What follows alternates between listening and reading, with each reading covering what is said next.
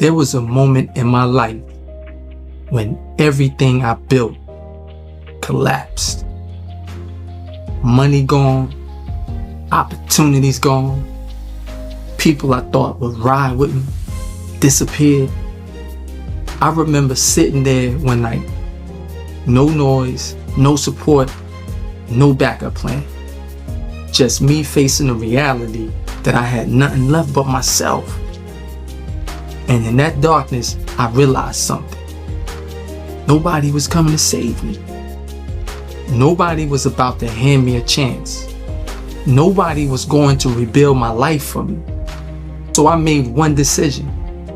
A decision that didn't make sense on paper, but it was the only thing that made sense in my spirit.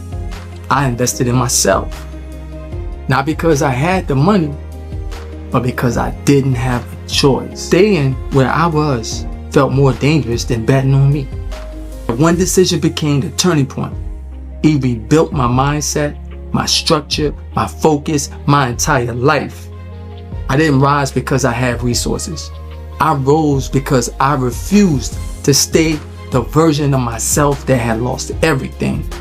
That's how I came back.